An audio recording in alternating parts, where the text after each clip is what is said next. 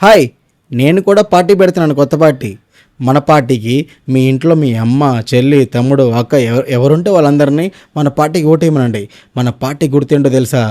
500 note. ఇదిగోండి 500 note. ఇదే మన పార్టీ గుర్తు. మనందరం అమ్ముడుపోయేది దీనికే కదా. ఇదే మన పార్టీ గుర్తు కూడా. ఈజీగా ఉంటుంది ఓటేయడానికి. నేను అన్ఎంప్లాయిడ్, నేను గ్రాడ్యుయేట్ అన్ఎంప్లాయిడ్. సో నాకు మాట్లాడే రైట్ ఉంది, అందుకే మాట్లాడుతున్నాను. ఇప్పటి వరకు మనల్ని ఓట్లు అడిగిన ప్రతి ఒక్క పార్టీ ఎలక్షన్ ముందు నాకు జాబ్ ఇస్తానని చెప్పి, నాకు అంటే నాలాంటి గ్రాడ్యుయేట్ని, నాలాంటి చదువుకున్న వాడికి ఉద్యోగాలు ఇస్తాము, గవర్నమెంట్ ఉద్యోగాలు ఇస్తాము, ప్రైవేట్ కంపెనీలు ఇస్తామని చెప్పి ఓట్లు వేయించుకున్నారు. మరి ఇప్పుడు తెచ్చారా? గవర్నమెంట్ జాబ్స్ ఇచ్చారా? ఎందుకు అడగలేకపోతున్నాం అంటే, నువ్వు తీసుకున్న 500 మన పార్టీ గుర్తుంది కదా, ఆ గుర్తు నువ్వు తీసుకున్నావు కదా ఆల్రెడీ. ఇంకెందుకు ఇస్తారు నీకు జాబులు, ఉద్యోగాలు, కంపెనీలు? ఎందుకు తెస్తారు? ఆల్రెడీ నువ్వు 500 తీసుకున్నావు కదా, సరిపోయింది కదా. నువ్వు ఓటుకి 500కి సరిపోయింది.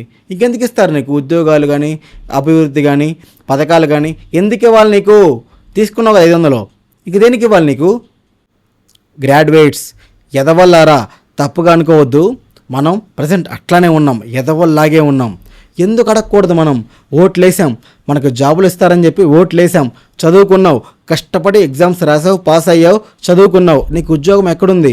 నువ్వు ఓటేసింది ఎందుకు? నీకు ఉద్యోగం ఇస్తా అన్నాడు, కంపెనీలు తెస్తా అన్నాడు, ఓటేసావు. అక్కడ రేవంత్ రెడ్డి అయినా కానీ, ఇక్కడ చంద్రబాబు నాయుడు అయినా కానీ కంపెనీలు తెస్తా అన్నాడు, ఓట్లు లేపించుకున్నాడు, గెలిచాడు. ఈరోజు ఏమైంది?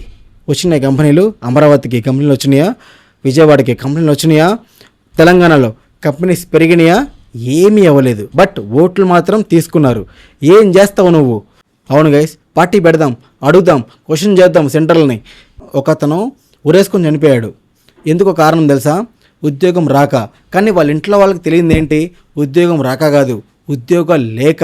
ఎక్కడిస్తారు ఉద్యోగాలు? సీట్ ఎక్కే ముందు ప్రతి ప్రభుత్వం చెప్పే మాట ఒకటే, ఉద్యోగాలు ఇస్తాం, అన్నీ చేస్తాం, అందరినీ బాగా చూసుకుంటామని చెప్పి.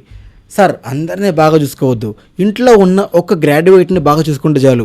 ఆ గ్రాడ్యుయేట్ ఆ ఉద్యోగంతో కుటుంబం మొత్తాన్ని బాగా చూసుకుంటాడు. బట్ మీరు ఆ ఒక్క పని చేయరు. ఒక్క గ్రాడ్యుయేటు బయటకు వచ్చి ఎన్ని కష్టాలు పడుతున్నాడో ఒక్కసారన్నా మీకు తెలుసా? ఎప్పుడైనా చూసారా? అసలు మీకు చెమట వాసన తెలుసా? అసలు మీకు ఆకలి తెలుసా? అసలు మీకు అప్ప అనేది ఎట్లా ఉంటుందో మీకు తెలుసా? గ్రాడ్యుయేట్స్, నన్ను ధ్రువరాతి అనుకోండి. ధ్రువరాతి నార్త్ స్టేట్లో ఒక పార్టీ మీదే ఎగురుతూ ఉంటాడు. బట్ నేను ఒక పార్టీ మీద కాదు. మనల్ని ఎవరైతే పరిపాలిస్తున్నారో మన తెలుగు రాష్ట్రాల్లో వాళ్ళందరి మీద ఫైట్ చేద్దాం.